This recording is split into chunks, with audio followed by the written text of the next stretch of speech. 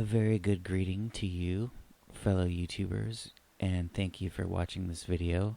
I want to talk about something that's been going around in, I guess, whatever you want to call it, whether you want to call it the truth community or whether you want to call it the conspiracy community. This thing called Agenda 21. For those of you who don't know, I'm just going to talk about what Agenda 21 is and bring you up to speed on what the so-called truth community or conspiracy community thinks about Agenda 21, because I have some questions, mainly one question, but I'll get to that in a minute, and it's for the truth community in air brackets.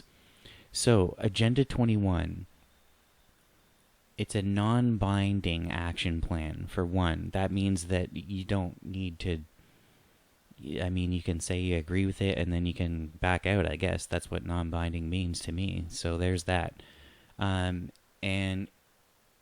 it's a plan developed by the United Nations to, I guess, with the goal in mind that we can have a sustainable environment to live in, and that we're not damaging the planet. And in my opinion, the intent behind this Agenda 21 has its merits in a place of, I don't know, nobility, or practicality even. Obviously, we can't just keep taking resources without giving anything back to the earth, and I understand that, and I understand that would be one of the the pillars that this Agenda 21 would be built on. And you know what? Growing up in the 90s in high school, I was exposed to a lot of environmental, I guess, I don't want to call it programming necessarily, but there was acid rain that disappeared eventually. There was, deforestation, and then that kind of, I'm not saying that these problems don't still exist, but it disappeared from my information feed, if you could call it that, for lack of a better term. So anyways, the idea behind Agenda 21 at its roots is, in my opinion, seems to be like it's a benefit for all of humankind, the whole world. Okay? So, let's move on from there, and let's just go down to where it says, the conspiracy theories, right? Okay?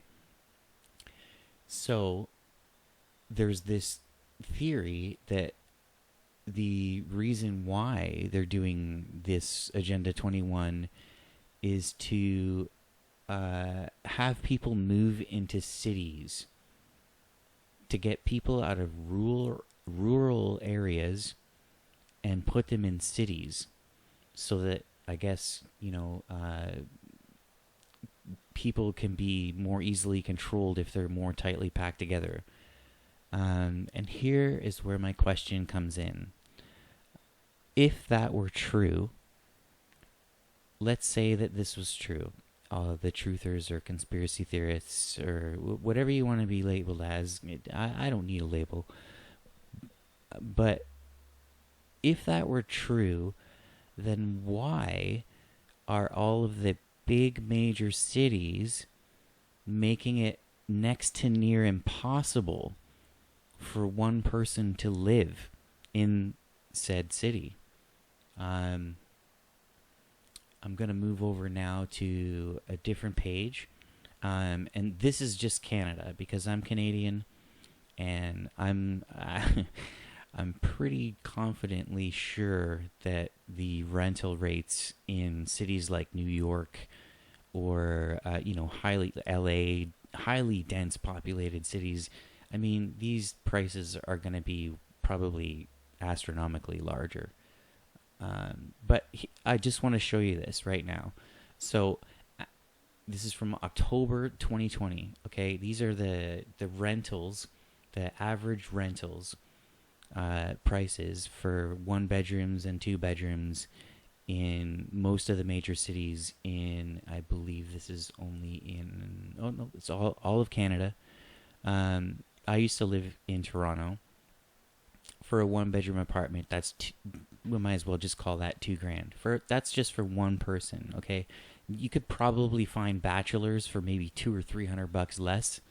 But I mean, at the end of the day, we might as well just call it $2,000, okay?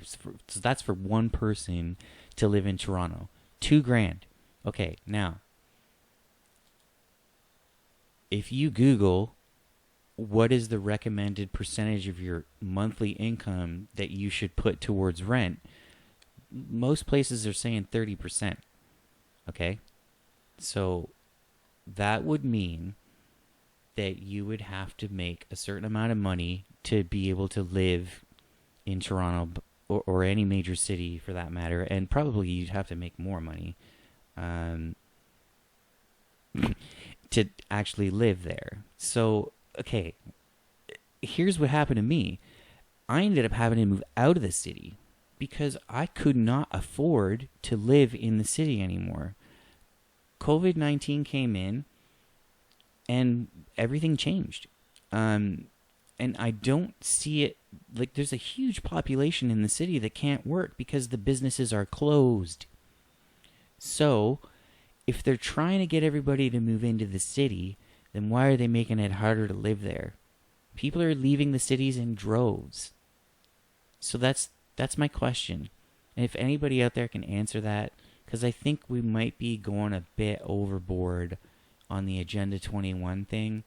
I don't think it means a totalitarian global government necessarily. I don't know. It just doesn't seem to make sense. If this was a real agenda, why wouldn't they make it easier to move into the city? Anyone who's not living in the city now, why would they even want to go there? There's no incentive to go to the city, especially now. So that's one thing that I don't know. Maybe someone out there can give me a good explanation on as to why, if they wanted everybody to move into cities, they would make it harder to live there for everybody. Because it doesn't make any sense to me, and it's not very efficient. So yeah, I mean, I don't know. I think maybe that we need to focus our attention on some more, I don't want to say relevant, but like shorter term things, because Agenda 21 has been moved to Agenda 2030, and who the hell knows what the world is going to look like in 2030. So that being said, I just wanted to give you something to think about, I guess. It's really expensive to live in cities, and it's not getting any cheaper. And landlords are losing money now because people are moving out. So if this Agenda 2021 thing has this, priority where they want to get people out of rural areas and into the cities, it ain't working. In fact, I would hypothesize it's going the opposite way, based off my experiences and what I've had to do. It's too expensive to live in the cities now. So, I don't know.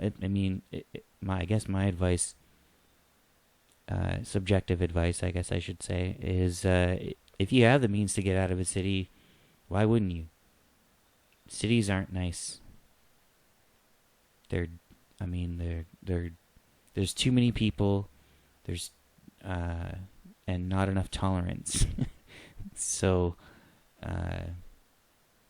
it's not a good environment to be in. I don't see how Agenda 21 is incentivizing people to move into cities at all. I think that's... just look at it. Just look at... who's moving into the city right now? We're at the very start of a second wave, and who is moving into the city directly because of Agenda 21? Nobody. So just keep that in mind. I'm not saying there's something not going on here, but Agenda 21 may have been, misrepresented.